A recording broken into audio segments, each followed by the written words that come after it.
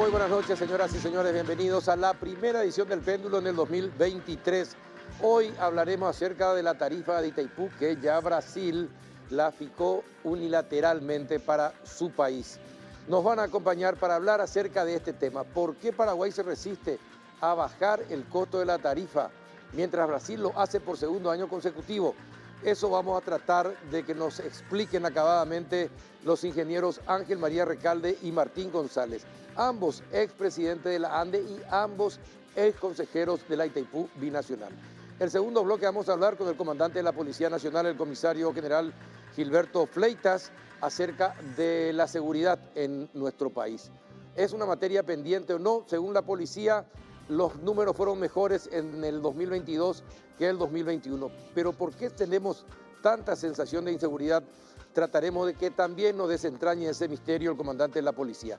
El último bloque vamos a hablar con el doctor Pablo Saitz, director de la Dirección Nacional de Contrataciones Públicas, acerca del año que se fue, qué pasó, cómo están los casos encontrados y sobre todo los últimos que se denunciaron. ¿Qué pasa con Atel? ¿Necesitan de un software nuevo para todo el sistema jurídico? ¿Hay realmente dificultades? ¿Qué pasa con el IPS? ¿Por qué no se construye algo que tenía que estar ya terminado supuestamente 4 o 5 meses atrás? ¿Qué pasa? ¿Hay sanciones? ¿No hay sanciones? ¿Qué pasa con nuevas licitaciones donde al parecer ya se están haciendo adelantos sin haberse definido? De todo eso hablaremos con Pablo Saitz esta noche. Y antes de ir a la primera pausa, les invito a compartir un rico café Lavazza de aroma sabor inconfundibles. Lavazza, el espresso italiano por excelencia, lo distribuye en nuestro país Café Par. Pausa y retornamos.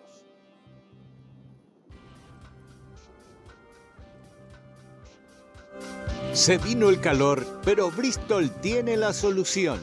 Lleva tu aire split con instalación gratuita. Además, sorteos todos los días de millones en efectivo, compras gratis y en febrero una increíble Volkswagen Amarok Full Equipo. Escucha esta super oferta. Split Carrier 18.000 BTU, ahora solo 18 cuotas de 369.000 guaraníes. Como regalo, una cuota de regalo para tu próxima compra. Bristol, la mejor casa de electrodomésticos del país.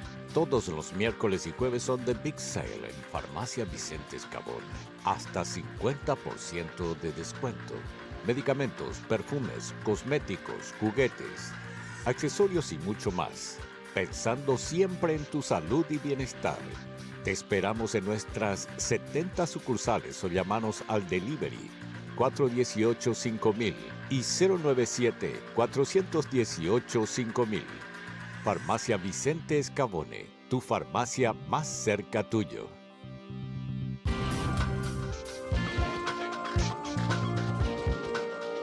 Muy bien, iniciamos el péndulo, ya saludamos al ingeniero Ángel María Recalde. ¿Qué tal, ingeniero? ¿Cómo estás? Muy bien, Carlos, muy buenas noches. Saludos a la audiencia, realmente agradecido de estar invitado a este prestigioso programa. Gracias por venir. ¿Qué tal, ingeniero Martín González? ¿Cómo anda? Buenas noches, Carlos, a la audiencia. Buenas noches, mi querido amigo Ángel. Y feliz de estar acá en tu primer programa del año. Bueno, Jair Bolsonaro nuevamente reiteró y a través de Twitter el día de hoy y mensajes en las redes lo que decidió Brasil. Unilateralmente bajar el costo de la tarifa de la Itaipú para su país. Pasa lo mismo que pasó en el 2020, que Brasil a finales del 2020 toma la misma decisión y recién en el 2021. En el 2021. Y recién en agosto del 2022 llegan a un acuerdo con Paraguay. Se tuvo durante 8 meses del 2022, se tuvo tarifa diferenciada. Paraguay una tarifa y Brasil una tarifa más baja. Lo mismo acontece actualmente y la pregunta es, ¿por qué a Paraguay le es conveniente mantener una tarifa alta de Itaipú si aparentemente a todos nos convendría una tarifa más baja, que es lo que hace Brasil? ¿Podrían explicarle eso a la audiencia de una manera sencilla? ¿Quién comienza? Bueno, voy a comenzar yo, que soy el más viejo. En rigor, aquí lo que se planteó ya hace cierto tiempo, cuando se vislumbraba ya la conclusión, digamos, en lo que se refiere al pago de la deuda de Itaipú, el servicio de la deuda, como le llaman internamente, para el 2023. Se comenzó a pensar, estamos hablando del 2018, inicio de 2019 más o menos, ¿por qué no mantenemos, en vez de que baje la tarifa, al bajar los costos tendría que bajar la tarifa, ¿verdad? Porque Itaipú te baja el costo. Y algunos dijeron, ¿por qué en vez de que baje la tarifa no la mantenemos en estos niveles y va a sobrar más de 2.000 millones de dólares, que es lo que más o menos llevaba por año el servicio de la deuda, y eso nos repartimos entre los dos socios, 1.000 millones de dólares por lado cada año. O sea, realmente una cifra fabulosa, sí, y que lógicamente al país le iba a venir súper bien, ¿verdad? Y que tuvo mucha aceptación en este gobierno.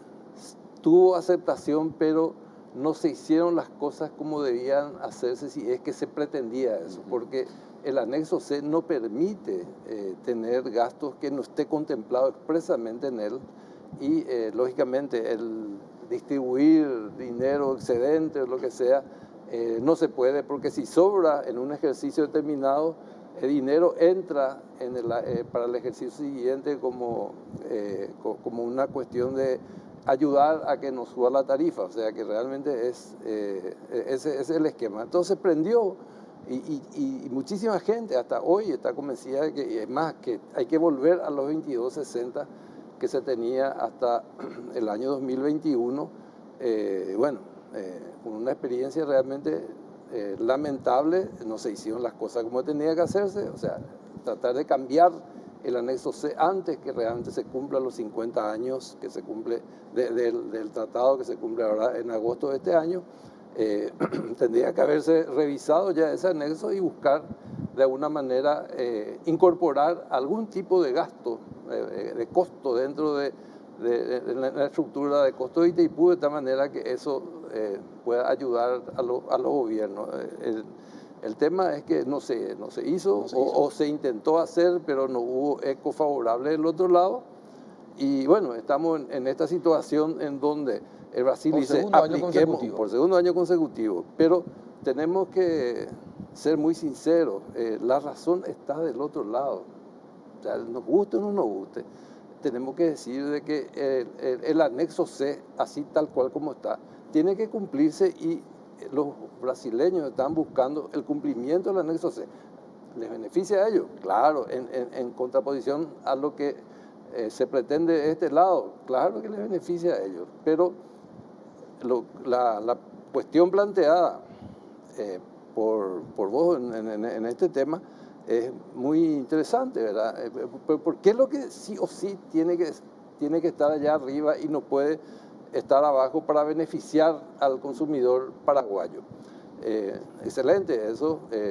Yo creo que vamos a eso, porque volver a levantar la tarifa a los niveles anteriores va a resultar difícil. Es más, mirando los números que salen de esta tarifa propuesta, que es provisoria, todavía no es, claro, la tarifa de Itaipú. No es la definitiva. No es la definitiva, hay que ver qué se puede pelear ahí, pero uno mira y prácticamente los gastos sociales van a reducirse a su mínima expresión. Y eso sí, de alguna manera, es algo que nos perjudicaría desde el punto de vista de las inversiones que pueda hacer Itaipú del lado paraguayo. Bueno, yo recuerdo que lo había traído al ingeniero Recalde, creo que en el 2018, 2019, él ya había dicho, todo el tema del anexo C y del tratado se tiene que definir ya en el 2021. Tiene que formarse comisiones, ya había adelantado lo que tenía que hacer Paraguay, y tiene que haber un acuerdo para que no existan problemas de último momento. No se hizo absolutamente nada de lo que nos había anticipado. Ingeniero Martín González, en la radio nos explicaste de manera sencilla y mucha gente entendió, porque después se comunicaron a través de los mensajes en las redes sociales. ¿Cuál es el beneficio para los dirigentes que están en Itaipú o la gente del gobierno? ¿Por qué ellos consideran un beneficio mantener la tarifa alta para Paraguay? ¿Dónde está la ganancia manteniendo la tarifa alta? Si todos sabemos que si la tarifa baja me va a beneficiar a mí, a usted, a las industrias, a todos los que usan la electricidad. ¿dónde está el juego y cómo puede ganar Itaipú y cómo puede ganar el país manteniendo una tarifa alta? Yo, antes que nada, una precisión. No es que tengamos una tarifa en el lado brasileño, Claro. y otra tarifa en el lado paraguayo. Itaipú tiene una sola tarifa y se aplica a ambas márgenes. No tengo conocimiento de cómo están, de cómo piensan trabajar, digamos, con este impasse ahora, porque van a tener que arbitrar un mecanismo de tal manera que pueda tener una facturación Itaipú. Obviamente ahora se están facturando recién los consumos de diciembre y compañía, o sea, tenemos todavía un 30 días de chance. Por otro lado, el tema de la renegociación del anexo C, es muy cierto lo que dijo acá el amigo Ángel. Nosotros habíamos dicho de que se hizo una planificación como para que en el 2021 tengamos nosotros elementos suficientes para sentarnos a una mesa de negociación. Me consta, el gobierno 2 veces invitó al gobierno brasileño a sentarse, pero como dice él, es una posición, es una sociedad entre ambos estados, y consecuentemente Brasil no estuvo dispuesto a sentarse a negociar, y bueno, uno no puede negociar solo. Y eso, adicionalmente a eso, digamos, tampoco tenemos un consenso a nivel nacional.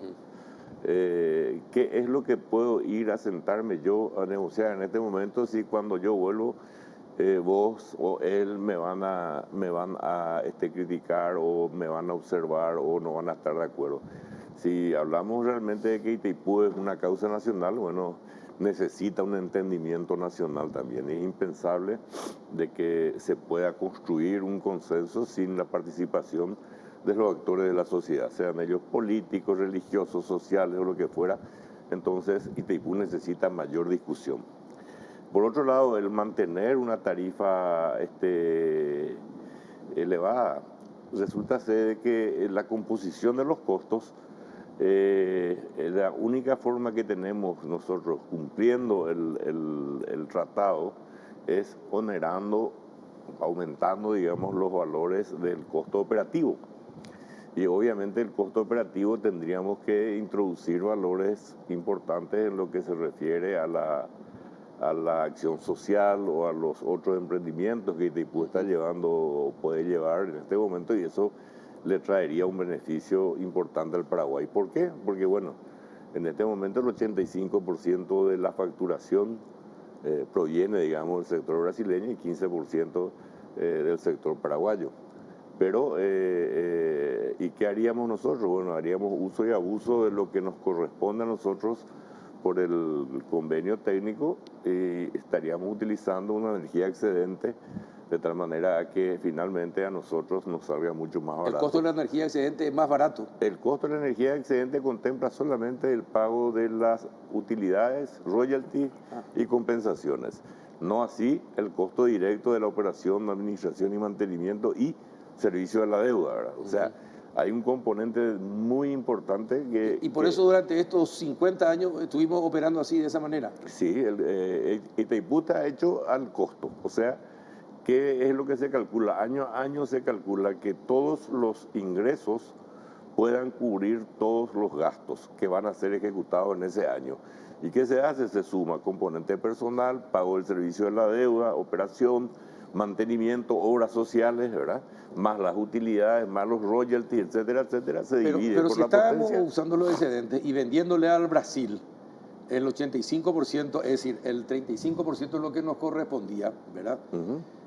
Entonces, ahí está la diferencia. Bueno, pero ahora la deuda llega a cero. El 28 de febrero dicen que la deuda llega a cero. ¿Por qué entonces seguir manteniendo ese costo más alto de la tarifa? Y es que Por el excedente, seguir usando el excedente para la provisión de energía en Paraguay, ¿va a seguir siendo conveniente igual? sí, siempre va a continuar siendo conveniente porque va a ser una tarifa marginal, digamos, un costo marginal. Pero obviamente que la diferencia entre 22 y 6 u 8 es muy grande con respecto a la diferencia entre 12 y 8, pero no es ese El cuide de la cuestión. el quid de la cuestión. Nosotros vamos a continuar usando nuestra energía y vamos a continuar haciendo la ingeniería para utilizar el excedente, ¿verdad? Lo que se quería hacer es generar, digamos, un superávit en ese año del ejercicio financiero para utilizar ese superávit en obras de infraestructura, obras sociales o como quiera llamarse, ¿verdad? Es es una decisión netamente política, no es una decisión técnica. Si nosotros vamos por la aplicación directa del tratado, probablemente los números sean inferiores a lo que pretendemos. Ahora, ustedes fueron presidente de la ANDE y estuvieron en el Consejo de la Itaipú. ¿Por qué Paraguay se desarrolló mucho menos con Itaipú que lo que Brasil se desarrolló? ¿Qué pasó el lado paraguayo? ¿Faltó planificación? ¿No teníamos objetivos? ¿Se pensó más en la ayuda social que en obras de infraestructura? ¿Qué pasó durante estos 50 años? Convengamos que una de las carencias más importantes de nuestro querido país es la falta de planificación. Si bien puede llegar un gobierno a tener cierta planificación, el que viene dice, no, acá todo lo que se hizo antes está muy mal y vamos a comenzar de nuevo y se olvida todo. O sea, es un problema que política tenemos de Estado nunca se tuvo. Realmente desde que se cambió, desde que se entró en el régimen de la democracia, eso desapareció. Pero realmente en la época de Stroessner existía sí una planificación y se respetaba. Eso es categórico, nadie se puede molestar porque uno hable con la verdad. Pero en rigor no podemos decir el Brasil se desarrolló con Itaipú y nosotros no nos desarrollamos. A mí me gustaría hacer un poco un pantallazo de lo que éramos antes de Itaipú y lo que somos ahora. Itaipú le beneficia al Paraguay este lado, todo el país, porque lo que ingresa se reparte a nivel nacional. En el lado brasileño, lo que entra de beneficios de Itaipú, ya sea royalties, ya sea utilidad de capital, etcétera, etcétera, eso prácticamente todo va para el estado de Paraná. Muy poco va para... o sea que realmente uno va, recorre la orilla del lago de Itaipú, del embalse, digamos, del lado brasilero y ve un desarrollo fantástico. Bueno, ¿por qué? Porque realmente manejan mucho dinero para esa zona, para el área de afectación. Sin embargo, de este lado se ha distribuido a todo el país, entonces no tiene mucho impacto, a pesar de que es muy, muy importante los ingresos país que se tiene. Estamos hablando de más de 600 millones de dólares año que, bueno, ahora se está reduciendo en los últimos años, los 3 últimos años, fundamentalmente por un periodo seco realmente, que hasta es alarmante que tiene el Paraná, ¿verdad? Entonces, un poco por ahí va la cuestión. Nosotros tenemos beneficios importantes. Uno de los beneficios importantes que tenemos, que eso normalmente no se habla, es ejemplo, que del año 2002 hasta el año 2017, ANDE no tuvo aumento tarifario. O sea, y todo se salvó con la utilización de los excedentes energéticos de la central, una condición realmente muy favorable que le ha permitido a la ANDE ahorrar más de 3.000 millones de dólares en todo desde el 2002 para acá. O sea que realmente esos son beneficios muy importantes, podría haberse aprovechado otros más. Tal vez del otro lado también tienen beneficios que nosotros o nos vemos o no queremos ver, pero así están las cosas. Yo creo que Itaipú se habla mucho, y eso es cierto, de un antes y un después de Itaipú en el país, y eso es cierto en todos los aspectos. Como diría un colega ingeniero civil, ya de mucho recorrido, digamos, en su especialidad, dice, antes de Itaipú nuestras empresas lo único que podían hacer era murallas y vereditas, yéndose ya tal vez a un extremo, ¿verdad? Sí. Hoy nuestras empresas, hoy hay empresas paraguayas que están construyendo una central nueva ahí en Yacenetá, con los mejores del mundo también, en licitaciones gana en otros países. Pero sensación que queda, perdón Martín, la sensación que queda es que desperdiciamos mucho tiempo y mucho mejor en lo que, y lo que Itaipú pudo haber cambiado a Paraguay. Yo quiero darte A ver, dos elementos nomás. Uno que es muy lógico. La energía por sí no es un factor de desarrollo. Es un conjunto. En la forma como se usa, claro. No, eso no es solamente la forma como se usa. Es la seguridad jurídica, es el ambiente político y un montón de otros factores. Son las vías de comunicación. O sea, nosotros tenemos, es correcto, la energía es un factor importante, pero no es el único. Eso por un lado. Por otro lado, tenemos un valor intangible, que nosotros tenemos que hablar hoy de un 99% de cobertura en la población, que jamás lo hubiéramos conseguido nosotros solamente con la central Acaral. Claro, el tema es que para eso pues se construye Itaipú. Pero es para importante, eso se construye Carlos, Yacyretá, Martín. porque el 99% de penetración que no trae solamente la comodidad de prender la luz allá en el fondo del país, evita una migración interna importante, ¿verdad? Permite el desarrollo de las regiones más alejadas, y ese es un valor intangible que nunca es considerado. O sea, si hablamos de desarrollo, hablemos de desarrollo en su conjunto. Itaipú y Yacyretá trajeron mucho desarrollo al país. Hoy, si no hubiéramos tenido Itaipú y Yacyretá, estaríamos quemando combustible para generar. Totalmente de acuerdo. No, yo no digo que no trajo beneficios. Lo que digo es que Brasil y el Estado de Paraná se desarrolló planificadamente y por lo tanto mucho mejor que todo, en eso estamos de acuerdo. Que todo el Paraguay. No hay una planificación. Exacto, bueno, y esa ya es una decisión política. Y parece que no hubo acuerdo político para eso. Uno después de 50 años, nos estamos lamentando todavía. No tenemos planes de Estado, definitivamente no. Definitivamente no hay. Bueno, ¿qué va a pasar ahora con esto que decidió Brasil? Brasil ya anunció el viernes a todas las empresas cuál va a ser el precio. No fue el viernes, fue el día siguiente de las elecciones internas acá en los partidos políticos. El 19 de diciembre. ¿Para usted le pareció sospechoso la elección de la fecha o no? Y yo creo que esperaron que pase esa fecha para anunciar, sí, lógicamente.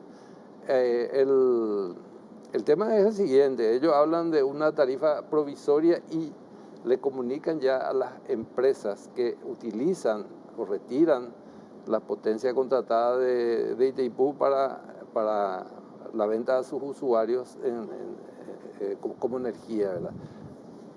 Hasta si se quiere una cosa lógica. ¿Por qué? Porque si el consumo de enero el cliente no sabe cuánto le va a costar, entonces ¿cómo le va a facturar la empresa? Es imposible. O sea, tiene que tener una idea de hasta cuánto y se realizarán los ajustes que vengan después. O sea que ellos tienen de alguna manera una justificativa por lo que hicieron, pero en rigor pareciera ser que las reuniones donde se tendría que estar discutiendo eso no se llevaron a cabo por una cuestión de que... ¿Electoralismo? No, de que lo que estaban los interlocutores del lado brasileño se estaban yendo. O sea, que casi ya nadie probablemente quería hablar con el que mañana va a ser sustituido, ¿verdad? Claro, o sea, pero el tema es que Brasil tomó una decisión que termina favoreciendo al gobierno que entra. ¿O no? Y sí, pero ¿quién anuncia la disminución de la tarifa? Bolsonaro. El gobierno Bolsonaro. Sí. Hay un video que se hizo viral del ministro de Minas y Energía, donde habla esto, no se puede hablar de una herencia maldita, se puede hablar de una herencia bendita, la que le estamos dejando al próximo gobierno. Ese tipo de cosas, preparado y presentado de esa forma, prácticamente le obliga al nuevo gobierno, al gobierno Lula, a no tocar. Claro, o sea, no tocar. Ya están condicionados. Ellos van a pelear, digamos, ese valor de tarifa. Para colmo, van a tener, como dije al inicio, de alguna manera el respaldo del propio anexo C, que dice que cómo se calcula la tarifa está escrito. Eso está bien definido. O sea, puede haber una decisión política como la que existió ahora para la tarifa del 2022, cuando ellos dijeron, no, va a valer tanto, y el Paraguay dijo, no, nosotros nos mantenemos en 22.60, y Brasil decía 18.95. Al final se encontraba a mitad de camino, pero esa fue una decisión política. Una decisión política. A pesar de que Itaipú le dio plata al Brasil para que justamente puedan salvar esa diferencia entre lo que ellos pretendían cobrar y lo que finalmente terminó siendo como tarifa. Yo no sé ahora cómo se va a hacer, pero yo digo, tal vez se pueda levantar en algo esa tarifa, pero nunca va a ser a los valores que nosotros como país estamos queriendo nomás, no justificando por qué ni con qué. Así es muy difícil llegar a la mesa de negociaciones. Teniendo en cuenta que las altas partes van a tener que hablar y definir este tema, son los dos presidentes. Asume el presidente Lula, estaba el presidente Mario Abdo Benítez. Al otro día el lunes se quedan una cantidad impresionante de mandatarios, primer ministro, presidente del Congreso y compañía para hablar con Lula. Nosotros tenemos este problema ahora. Tenemos el tema del anexo que se tiene que... En agosto, ¿verdad? El presidente de la República no se reunió con el presidente Lula. Aunque sea 20 minutos, aunque sea 10 minutos, pero es el momento de expresar ya. Necesitamos negociar, necesitamos hablar, salvo que utilice otro canal que nadie sabe, porque tampoco informan desde el despacho de la Presidencia de la República si hubo o no algún contacto. Esas cosas en realidad dan que pensar de para dónde va este gobierno con el tema Itaipú. Yo quiero hablar sobre el tema de lo que ocurrió y de lo que está ocurriendo. Hay una diferencia sustancial desde mi punto de vista y la considero mucho más grave lo que está ocurriendo en este momento, donde Brasil, la administración brasileña de Itaipú da una señal de tarifa al sistema eléctrico, a la ONS, que es el operador nacional del sistema. Anteriormente no había ocurrido eso. Anteriormente Itaipú continuaba hablando sin dar una señal clara y de la forma como lo hicieron hoy. Y me pareció a mí de muy mal gusto, de muy poca cortesía lo que ocurrió. Que sin una coordinación entre las dos márgenes se saque una tarifa, que es la vía propia de Itaipú, ¿verdad? Y sobre la cual nosotros tenemos también determinadas peticiones. Entonces me parece un poco más fuerte la situación que estamos viviendo en este momento, y políticamente lo que dijeron ustedes es correcto, ¿verdad? Es muy difícil, haciendo un análisis así rápido, yo no conozco, ¿verdad?, de que alguien venga a subir la tarifa después de que vos haya hecho público un logro como lo está haciendo Bolsonaro. La situación política no es de las mejores, te diré yo. En ese sentido, no conozco yo, podrán haber relacionamientos, no conozco, desconozco. Es que nadie conoce y deberíamos saberlo. Sí, pero también tenemos que ver que Brasil está pasando en este momento por un momento de transición. Un momento de transición importante, tanto en lo político como en lo económico, ¿verdad?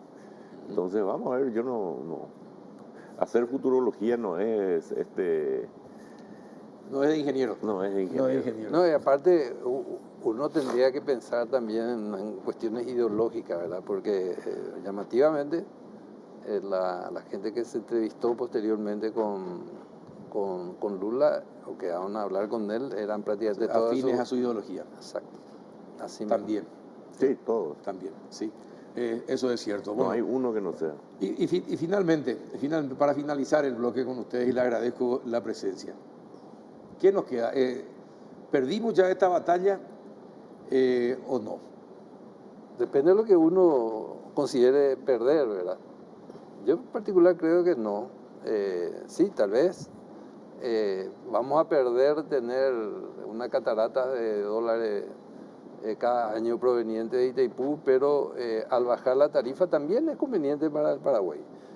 Hay estudios realizados por la propia ANDE que en caso de que no baje a los niveles esperados, prácticamente más del 60% de aquella primera tarifa de $22,60 el kilowatt mes, la ANDE va a requerir un subsidio en torno a 500 millones de dólares por año. O sea, la mitad de lo que teóricamente ingresaría hay que darle a la ANDE para que pueda seguir manteniendo estos niveles tarifarios. Es más, y voy a dar probablemente una noticia no muy agradable, ¿verdad? Aquellos que dicen, no, al bajar ahora tiene que bajar la tarifa de ANDE. La ANDE no está capacitada para bajar su tarifa, ni aún con la reducción a 10 o a 9,60 como se espera que alguna vez ocurra, ¿verdad? Pues la ANDE está en un momento crítico, hecho de no haber ajustado en su momento oportuno la tarifa de energía eléctrica, está haciendo que esté en una crisis financiera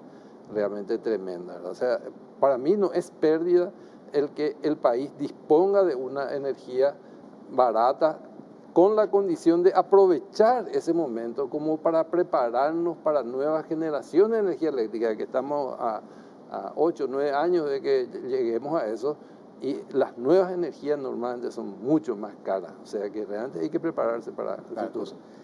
A la pucha. Y finalmente, Martín. No, yo desconozco con respecto al tema de tarifa. No está nada resuelto, ¿verdad? No hay una resolución del directorio ejecutivo, no hay una resolución del Consejo de Administración.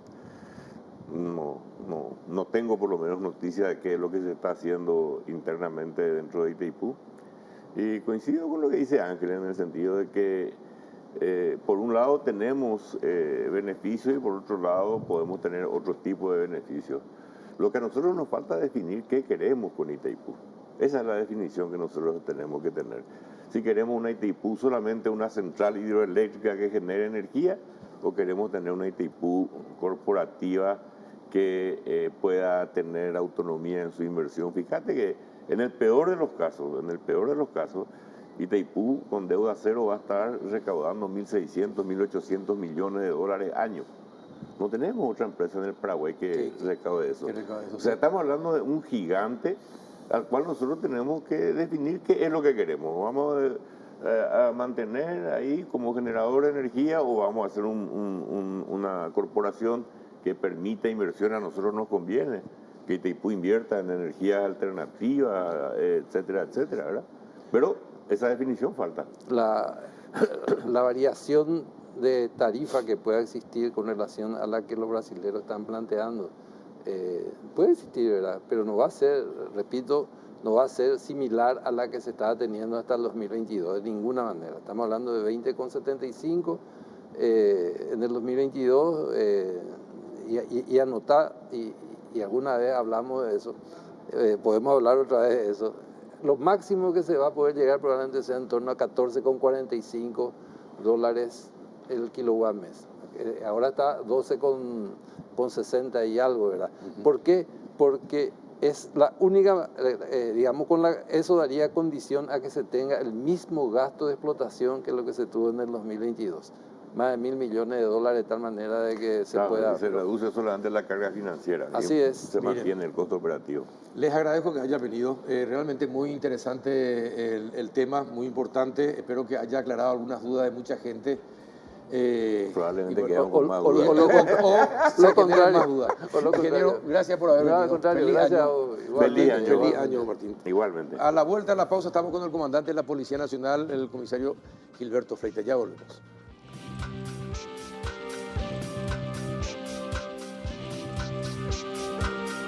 Vení a Bristol porque llegaron los Reyes Magos con los mejores regalos y los mejores precios del país en bicicletas, piscinas, PlayStation, tablets, celulares y mucho más. Y con tu compra participás de sorteos todos los días de millones en efectivo, compras gratis.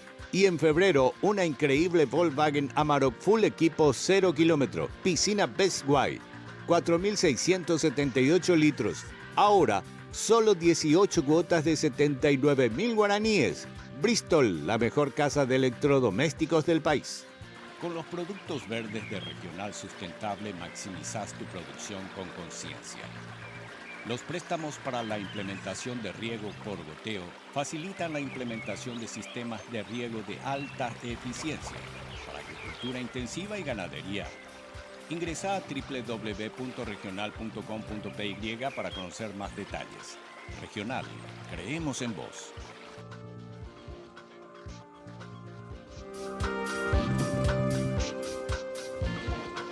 Bueno, ya estamos con el comandante de la Policía Nacional, el comisario Gilberto Fleitas. ¿Qué tal, comandante? Buenas noches, ¿cómo anda? Buenas noches, don Carlos. Gracias por la invitación y mi respeto a la teleaudiencia. Gracias por aceptar estar con nosotros en el péndulo, en el primer péndulo del 2023, comandante. Bueno, ¿cómo está la seguridad hoy? El resumen que presentaron a fin de año daba muestras de que mejoraron y bajaron los índices en cierto tipo de delitos o crímenes en el país entre el 2021 y el 2022. Sí. ¿Es así? Así es. Nosotros tenemos un plan estratégico institucional, don Carlos, y audiencia, que se había elaborado en el 2018 a 2023. Como siempre hacemos, y ahí habíamos fijado ciertos parámetros para llegar dentro, no solamente como país, sino en la región, teniendo como parámetro también las estadísticas de los países vecinos. Y en ese sentido teníamos como objetivo llegar a 6, casi 6 o 7, porque empezamos con 8. No es que uno pueda llegar a 3 o 2 en 5 años. Bajar es difícil, es muy difícil. Entonces, creo que estamos con ese objetivo, creo que estamos cumpliendo con ese objetivo. Dios permita y la pericia también de los compañeros de trabajo de este año y podamos contener en lo posible bajar más. Porque hoy cerramos, o sea, el 2022 cerramos con 6,3, sumándole 6,3 ¿qué? homicidio por cada 100.000 habitantes. Esa es la tendencia universal. ¿Cuánto era anteriormente? Y nosotros veníamos empezando con 8, 2017, 2018, y vamos cerrando con 6,3, y si sumamos las muertes por feminicidio, que sumaron 40 el año 2022, que no tiene nada que ver con la violencia callejera, con la criminalidad, estaríamos 6,7 igual. Entonces, para nosotros es muy positivo el número que tenemos hoy, pero no es suficiente. Siempre tenemos que trabajar y procurar, y también en los otros hechos de violencia callejera. Hoy se nos dispara un poco, no en este año, sino viene disparándonos la violencia callejera como consecuencia del consumo de drogas de los adolescentes y jóvenes. Pero también este año queremos acentuar en aquello, no precisamente en el trabajo de la policía, precisamente hablando así comúnmente, sino trabajar en el aspecto criminológico. De nada sirve, don Carlos, enviar a los jóvenes, a los adolescentes a las cárceles, aparte de que tienen una garantía a los adolescentes que no van a ir mucho tiempo, y entonces el trabajo no vemos productividad en el trabajo policial, y tenemos que trabajar en el aspecto criminológico, ver el fondo de la cuestión que hace a la violencia criminológico. Y ver de dónde viene, cómo viene, por qué se generan tanta violencia como consecuencia del consumo de drogas, porque estamos teniendo la población etaria hasta 25 años de la violencia. O sea, de 10 hechos punibles cometidos en Asunción Central a nivel país, 9 son cometidos por jóvenes hasta 25 años. De 10 delitos, 9 son por personas menores de 25 años. Menores de 25, y te diría más. De 25 a 18, 64%, y 26% de 18 y menos, incluso niños. ¿Y cuáles son los factores comunes que tienen los delincuentes en esa franja de edad, comisario? ¿Vienen de sectores vulnerables, pobres, no tienen trabajo, bajo nivel de educación, padres separados? ¿Qué tienen en común que se pueda comentar y que se pueda ver la forma de solucionarlo entre todos? Ese es el aspecto que tenemos que trabajar todos juntos, Carlos. Nosotros tenemos un diagnóstico que hoy te puedo decir como policía, lo que hemos elaborado en 2 o 3 años anteriores, porque eso se mide cada 2 o 3 años, la cantidad de jóvenes metidos en drogas, el aspecto criminológico no puede medirse cada 6 meses. Entonces venimos nosotros hace 2 años analizando constantemente, y el mayor porcentaje de violencia es como consumo del producto, como consecuencia del consumo de drogas. Últimamente. ¿Qué tipo de droga? Y crack precisamente, porque es un poco más barato que la cocaína, no es que se consuma tanto. Hoy la marihuana medio se está dejando. Dios permita que no llegue a nuestro país el famoso fentanilo, que hoy día se consume mucho en el norte del país y algunos países de la región ya. Bueno, entonces, consumo de drogas es el principal factor, entonces. ¿Y qué otras cuestiones más tienen los jóvenes en común que están metidos en delincuencia? Bueno, nosotros hoy, como producto de la violencia urbana, esa es la primera causa. La ciudad de mayor violencia viene haciendo hasta hoy la ciudad de Luque, por ejemplo, en el área central, cada ciudad venimos nosotros Luque es analizando de la mayor violencia en central. en violencia callejera, el robo de celular, robo de cartera, el robo de moto asaltante, motochorro.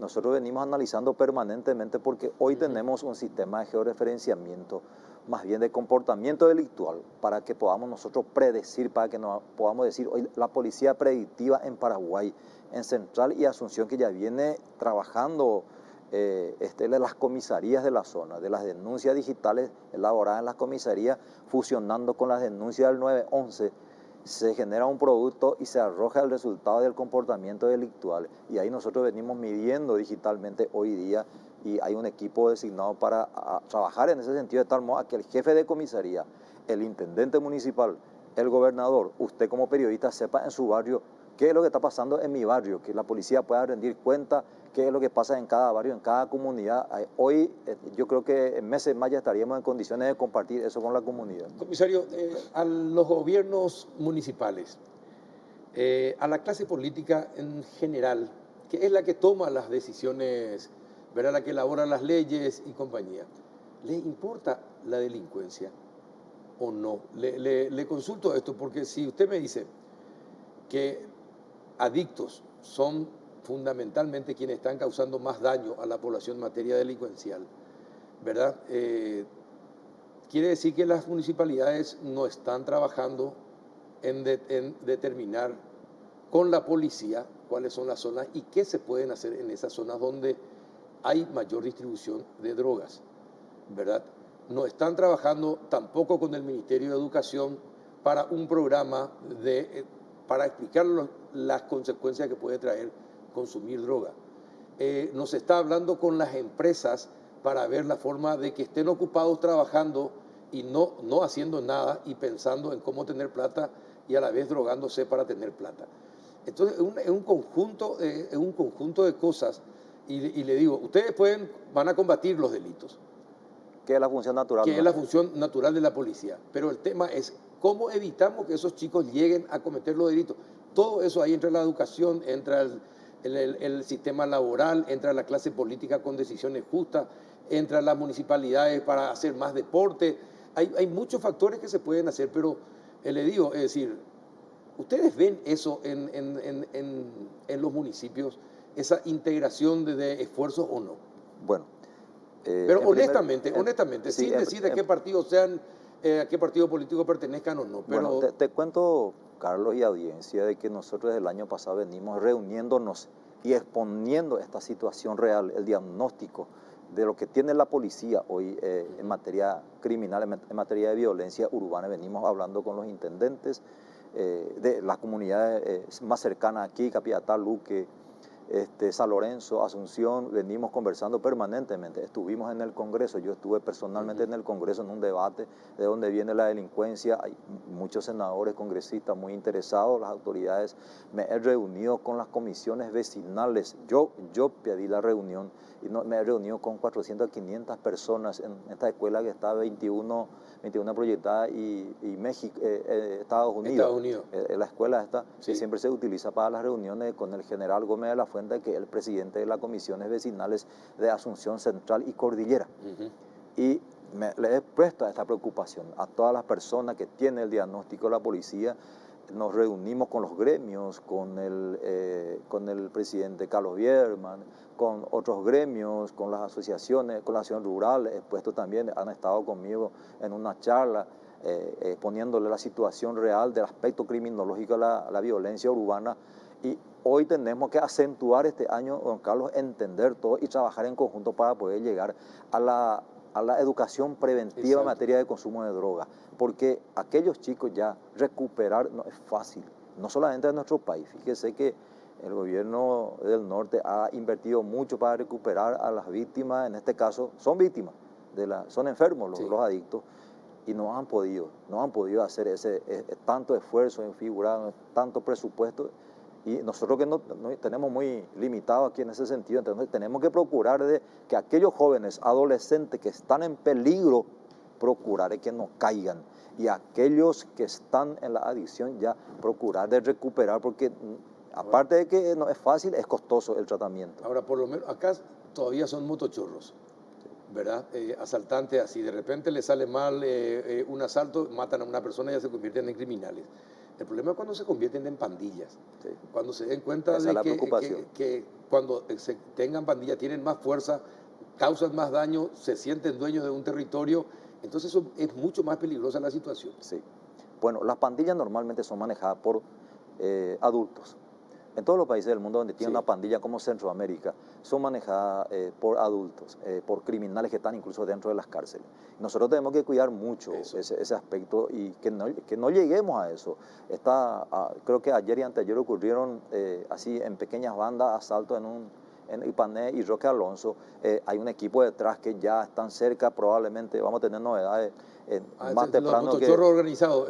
que actúan dos, tres motociclistas asaltando. Sí, Dos casos tuvimos y vamos a acentuar, no vamos a permitir nosotros como institución eso, vamos a llegar, la policía en ese caso hoy es muy hábil, es muy especialista, el trabajo investigativo que realiza la policía es muy profesional, estoy muy orgulloso por mis investigadores y también por los órganos preventivos.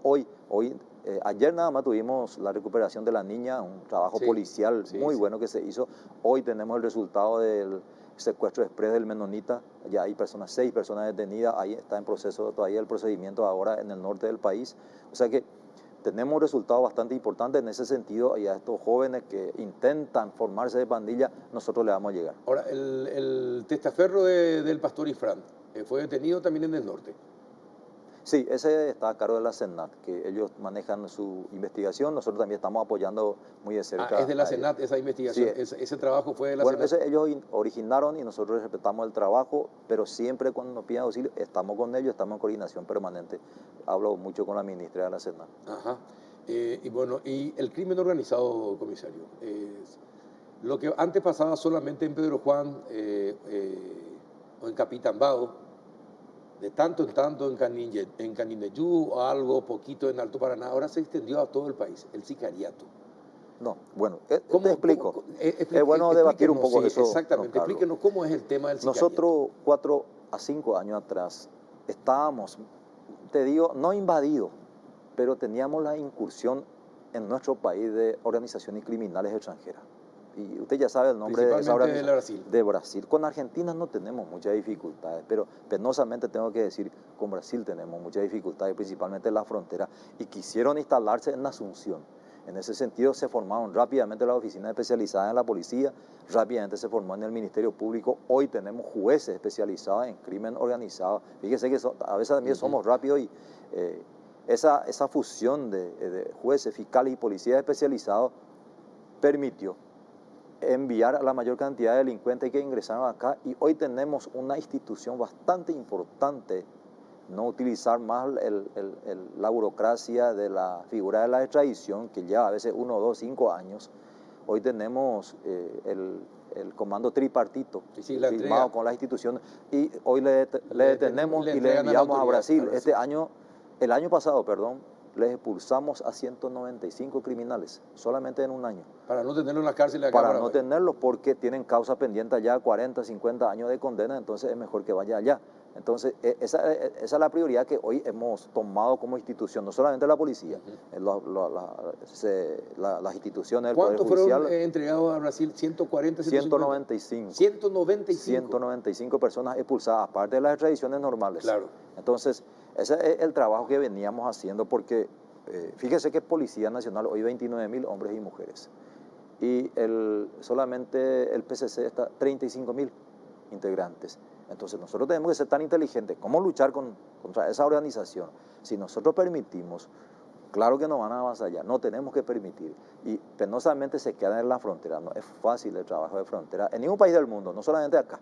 Y hoy Pedro Juan Caballero no tiene un líder, no tiene un Rafa, no tiene ¿cómo le iba a decir? No me acuerdo el nombre, de Toulouse, no tiene otro nombre y otro nombre que veníamos teniendo las veces. Y todo eso, sí, las veces que veníamos identificando, si la policía no le agarra a la Senat y enviamos a aquellos lados. O sea que hoy no se ha instalado de nosotros, pero Pedro Juan es Pedro Juan penosamente. Pero en materia de sicariato, en materia de muertes por encargo, don Carlos, el año pasado, a nivel país, creo que cerramos 110, acá tengo 110, hoy cerramos 74 y bajamos un 40%. Casi 40%. Y solamente a Mambay, el año pasado tuvimos 62 homicidios por encargo, que bajó también un poco en relación al año 2019 y 2018, porque 2020 no podemos tener como parámetro porque tuvimos la pandemia, 2 o 3 meses antes, 2 o 3 meses sin actividades.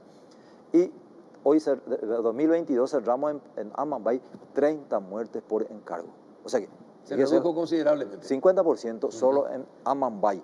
Pero eso no significa de que nosotros podamos hoy decir, ya cantamos la victoria. No. ¿Cómo contener aquello? Nosotros hoy tenemos que trabajar doblemente y utilizar el máximo de esfuerzo de tal modo a contener en lo posible, cerrar este año otra vez similar y en lo posible bajar. Porque fíjese que Paraguay estaba en una posición, creo que número 7 o 8, 5, 6, 7 años atrás. Veníamos bajando nuestras estadísticas. Hoy estamos cuarto país menos violento.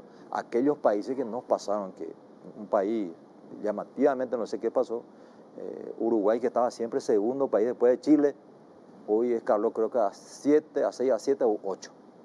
Esa inestabilidad no nos tiene que llegar. No nos tiene que llegar. No nos tiene que llegar. Ese es el objetivo de la institución y el Estado. Ojalá lo puedan hacer, comisario. Y en cuanto al crimen de Pechi, se le critica a la Fiscalía y a la Policía Paraguaya, comparándola con la colombiana, ¿verdad?, cómo trabajaron y cómo rápidamente obtuvieron resultados. ¿Qué es lo que se tiene, si se puede contar, qué es lo que se tiene de los contactos que partieron de Paraguay para ordenar el asesinato de Marcelo Pechi? Bueno, yo respeto mucho el equipo policial y fiscal designado para la investigación de esa causa, aunque haya ocurrido en otro país. Esa misma tarde estuve yo con la fiscal general, con todos los fiscales. Esa misma tarde partió un equipo rumbo a Colombia, trabajó con ellos. La fiscalía vino un poco, creo que en 3 días, y la policía se quedó ahí trabajando con ellos. También vino equipo policial acá a trabajar con nosotros. En realidad que vamos a seguir recibiendo crítica porque todavía no le llegamos al autor, al mandante en este caso, que creo, yo soy optimista en ese sentido. Pero hay indicios, es decir, hay indicios. ¿podemos decir, hay indicios. Es decir, la orden definitivamente partió de Paraguay? Yo no puedo decir eso, porque hay cierta ramificación. De cambio, no afirmemos, ¿habría partido de Paraguay? Puede ser, puede que se dé porque, fíjese que Marcelo Pechi, todo amigo, mi amigo, amigo de todos, las causas que tenían, todos los procesos en Paraguay.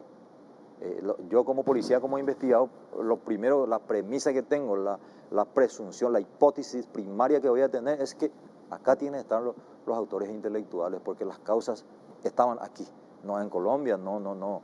Puede haber que en su causa que haya habido extranjeros, también, eso sabemos también, pero para mí como investigador esa es la premisa, la hipótesis principal que yo tengo, pero tengo que ser responsable hay que y escuchar a los investigadores hechos, y tenemos que evidenciar. Exactamente. Sí.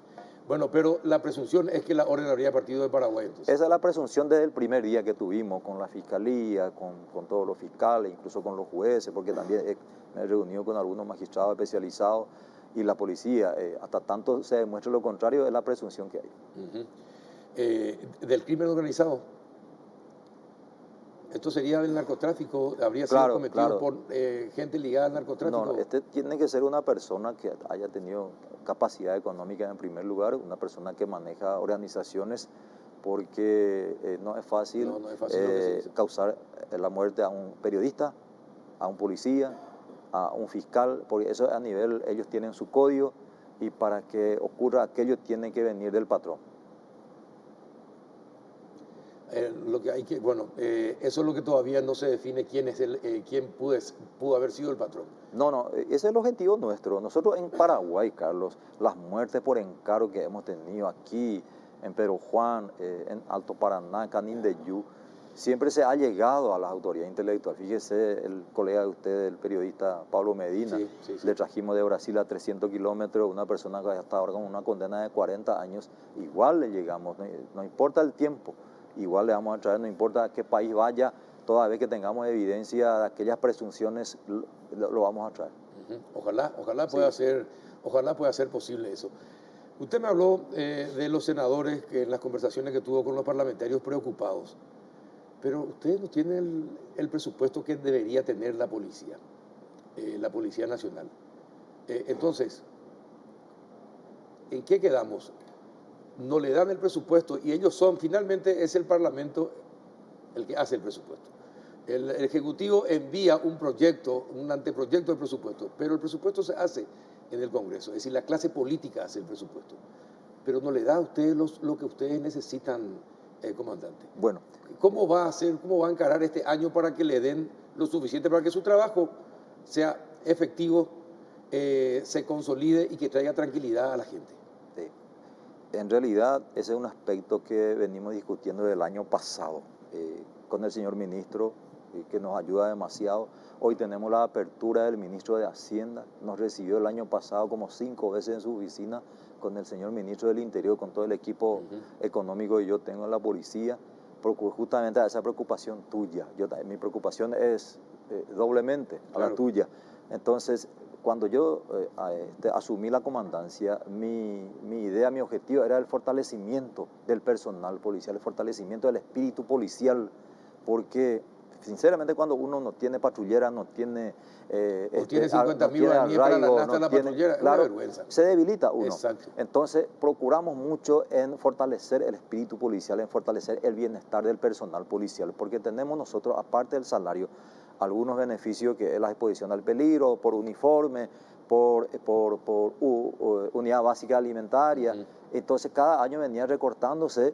Y eso no pasa simplemente por el Congreso, también eso es una coordinación, a veces las indicaciones salen del Ministerio de Hacienda, y el año pasado nos reunimos para recuperar aquello, y hoy el compromiso que tenemos del Ministro de Hacienda y también del Congreso es que vamos a recuperar en primer lugar esa parte, algunos beneficios que teníamos adicionales, porque cuando hablamos de fortalecimiento del bienestar del personal, hablamos principalmente de su salario.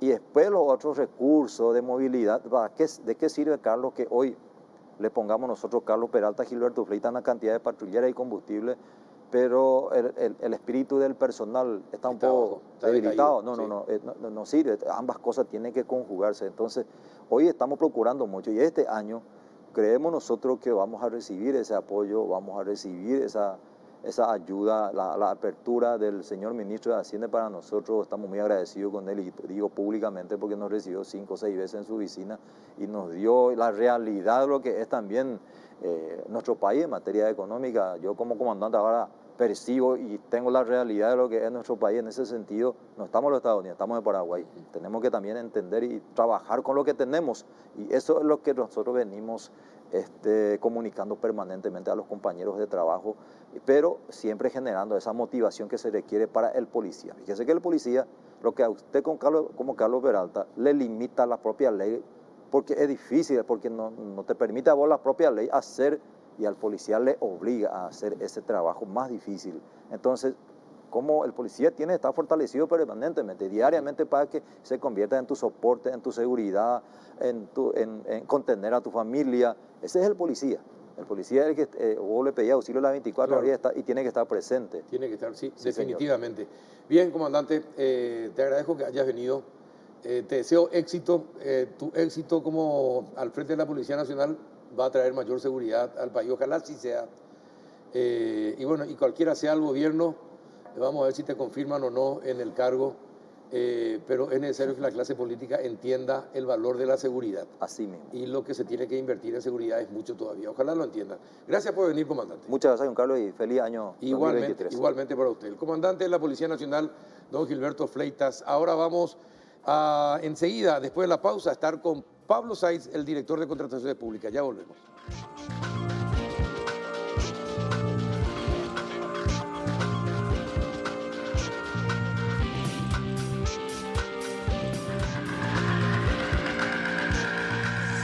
Muy bien, entramos en el último bloque de esta primera edición del 2023 del Péndulo por Unicanal y ya saludamos al doctor Pablo Sáiz vía Zoom. ¿Qué tal, doctor? ¿Cómo estás? Buenas noches.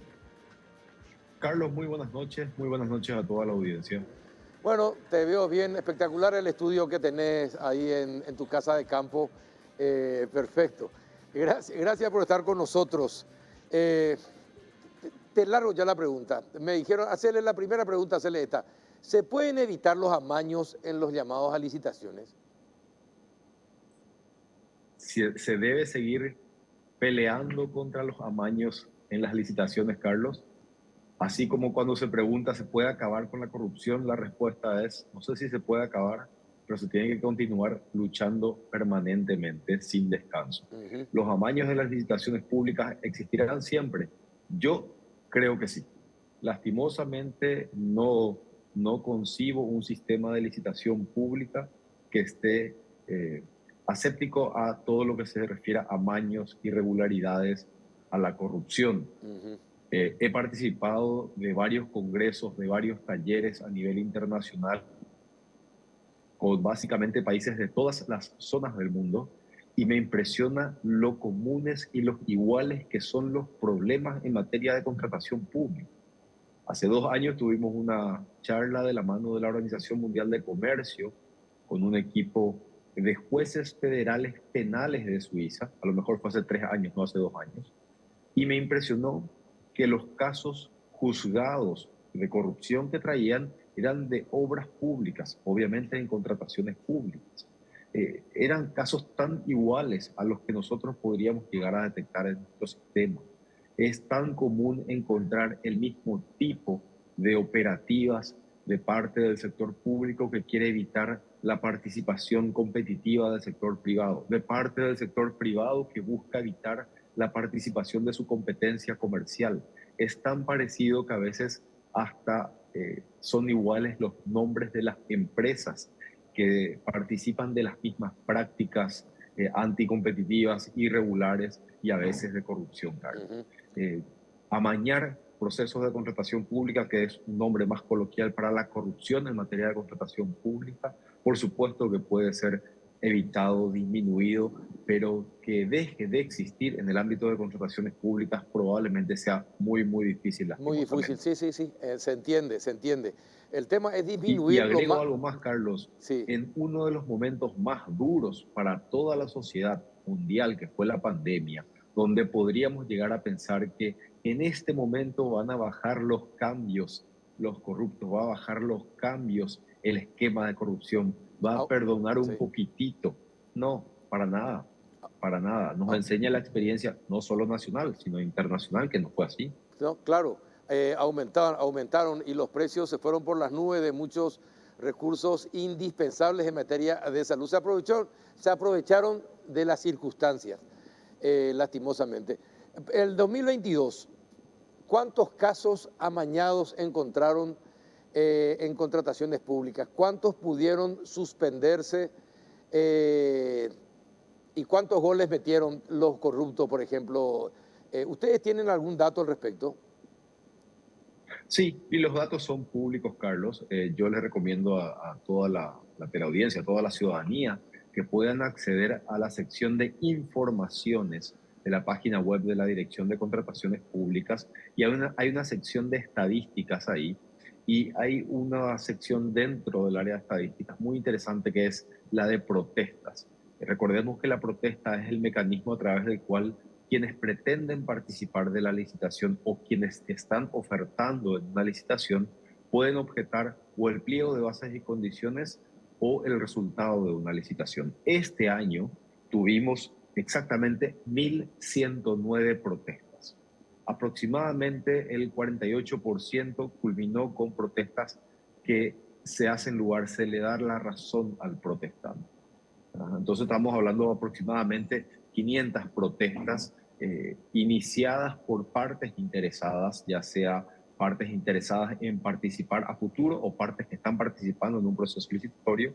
500 aproximadamente fueron las protestas que culminaron con la orden de la Dirección de Contrataciones Públicas o de cambiar el pliego o de reevaluar el resultado de un proceso licitatorio, y eso se ordena, no es una cuestión de dictamen, es una orden que se emite desde la Dirección de Contrataciones Públicas destinada al sector público gestor de la contratación pública. ¿Y el 52% restante qué pasó? ¿No tuvieron razón?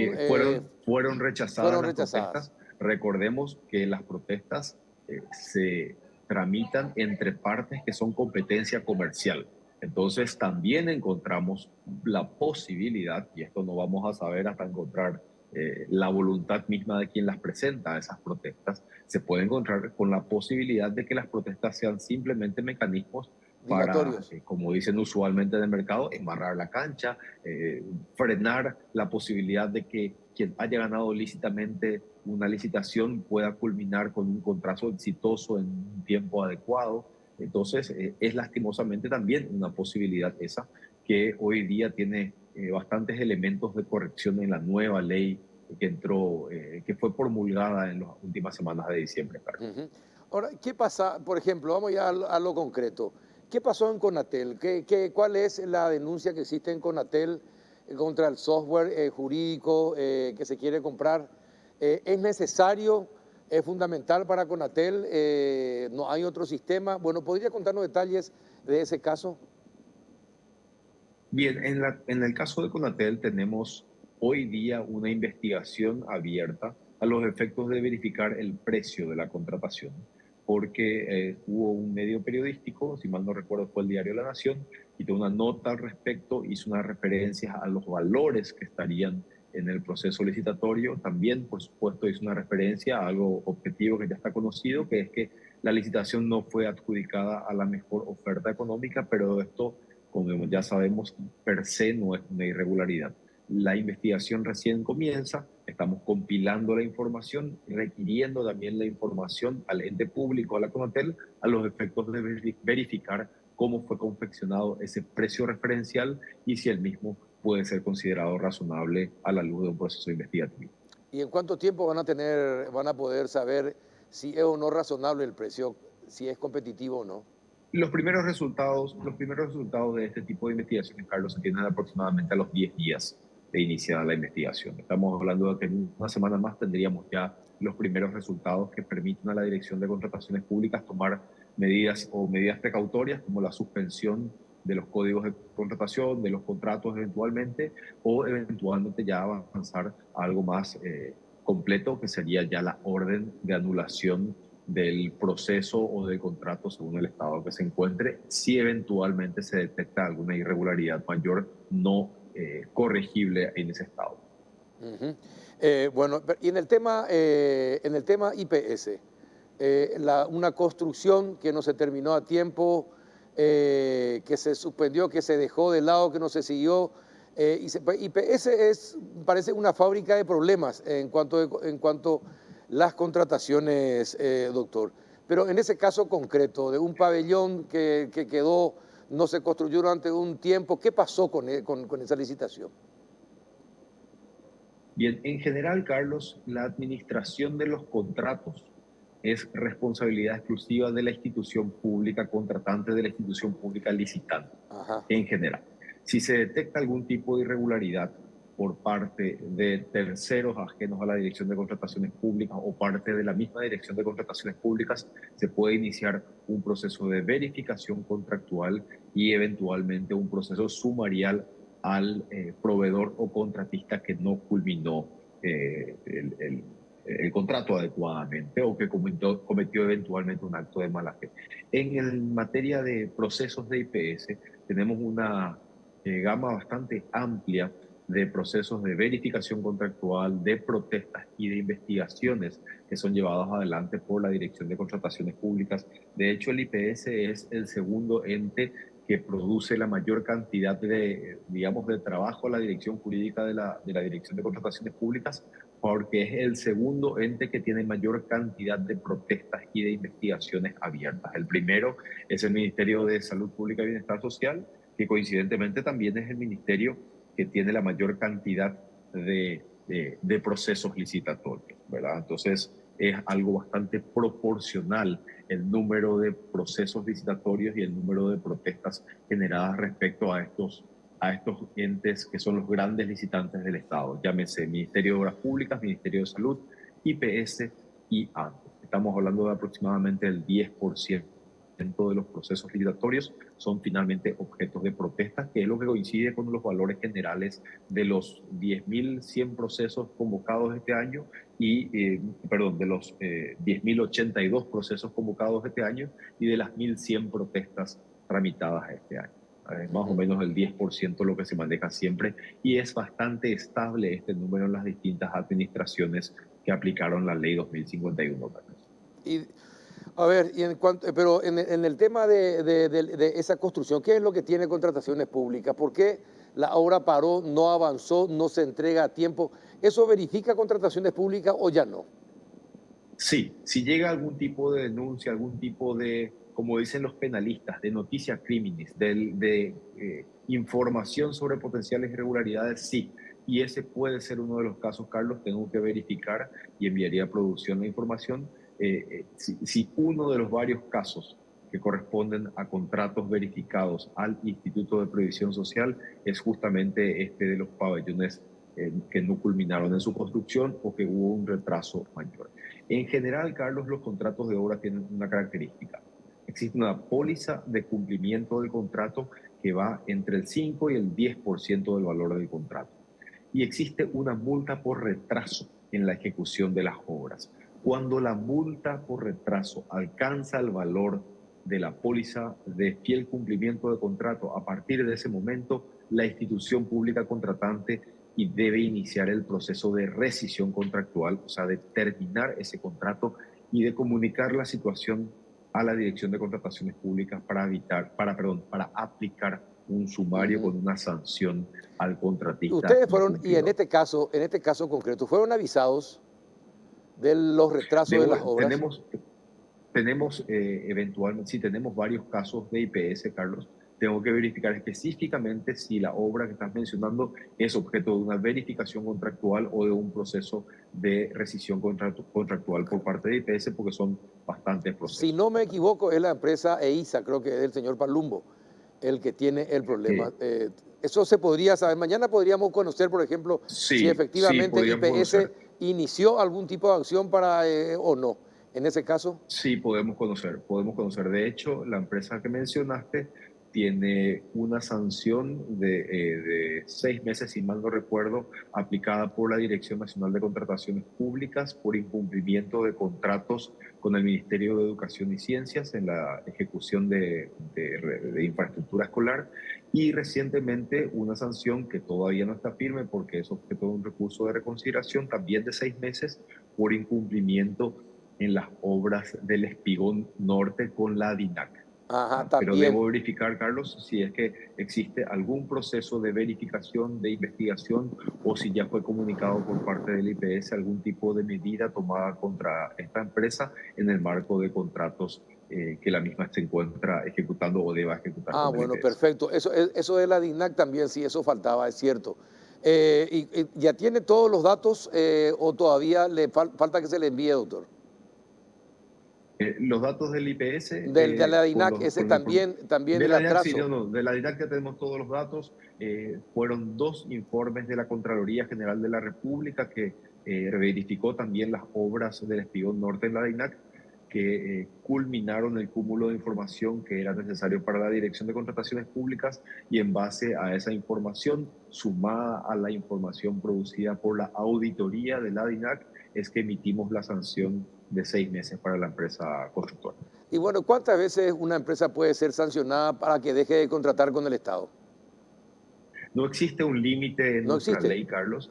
No existe. La ley actual simplemente establece un plazo de 3 meses a 3 años, y ese plazo lo cambiamos en la ley que fue promulgada hace poco tiempo y entra en aproximadamente 100 días en vigencia, que es la ley 7021, que reemplaza totalmente a la ley 2051. Ese plazo fue aumentado a 5 años, así que eventualmente las empresas pueden llegar a sufrir una sanción de 5 años de inhabilitación para contratar con el Estado. Y recordemos que hoy día, Carlos, esa sanción es aplicada también a sus accionistas y directores, y a través de los accionistas y directores se puede contagiar a otras empresas del mismo grupo comercial.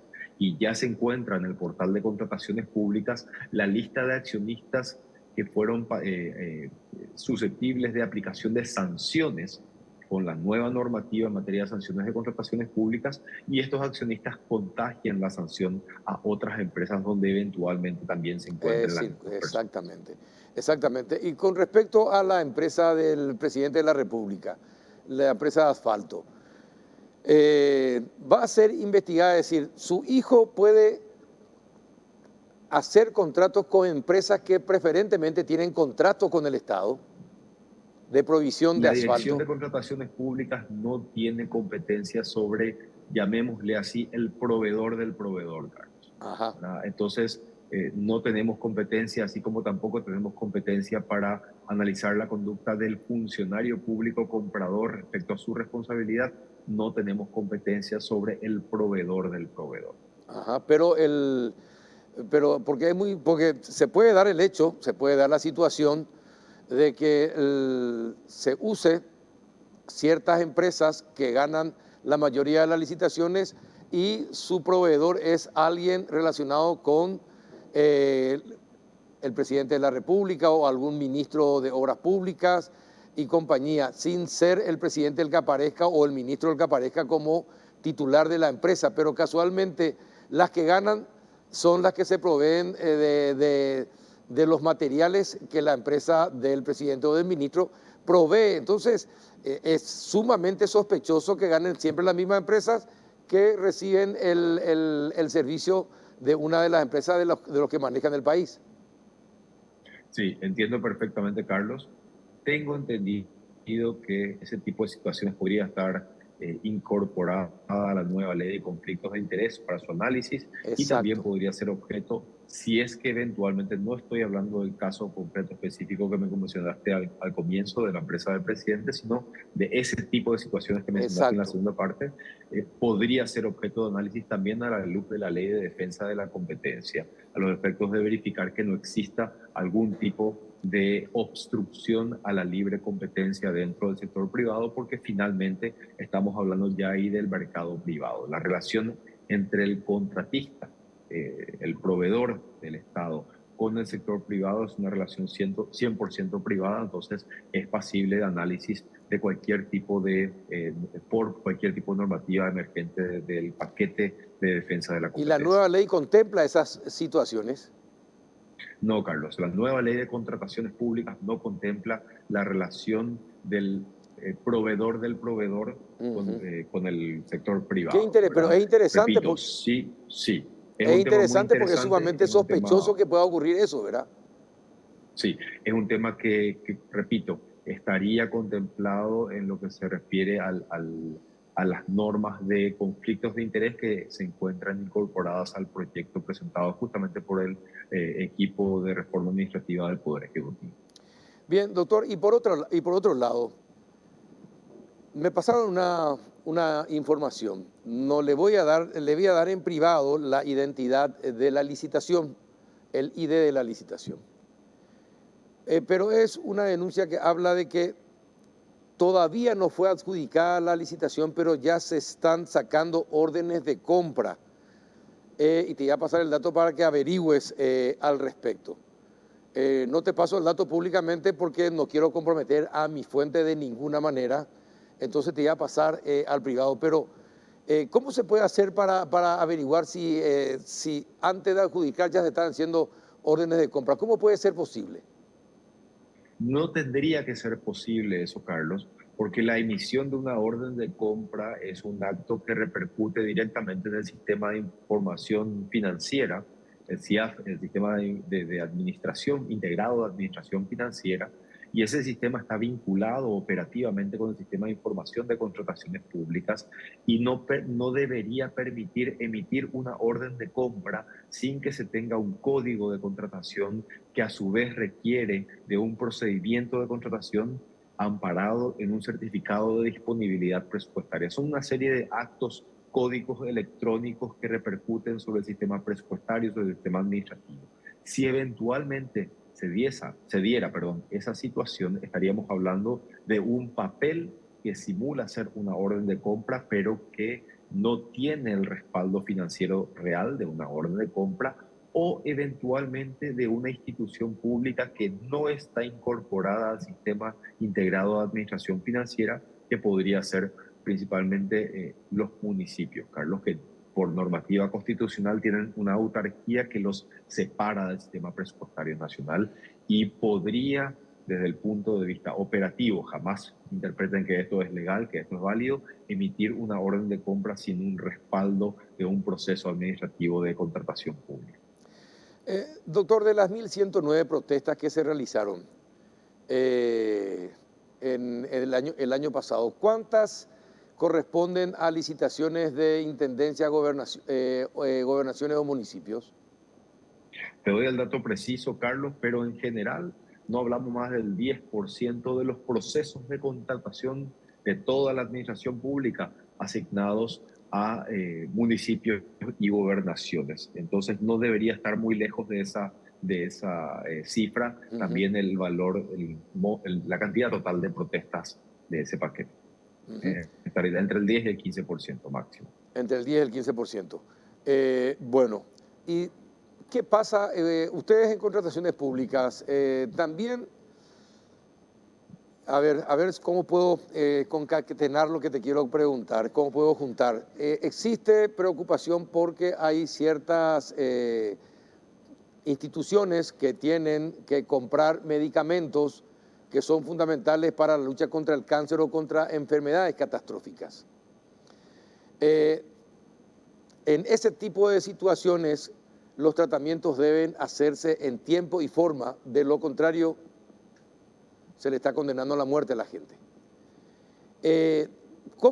¿Hay alguna forma de que contrataciones supervise, vigile y le diga a tal ministerio, mira que en tanto tiempo te puede faltar tal cosa, tal cosa, tal cosa, estás haciendo las licitaciones, no estás haciendo las licitaciones?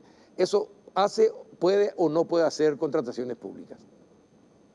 No, hoy día no, Carlos. Todo lo que referido a la gestión y planificación de las necesidades de una institución pública corresponden a esa institución pública de la que estamos hablando. Llámese Ministerio de Salud, llámese IPS, llámese Facultad de Ciencias Médicas, Hospital de Clínicas, el San Jorge, el Policlínico Policial, etcétera, etcétera. Esta nueva ley, la ley 7021, sí incorpora un elemento muy importante para cubrir ese punto que estás preguntando, que es la planificación.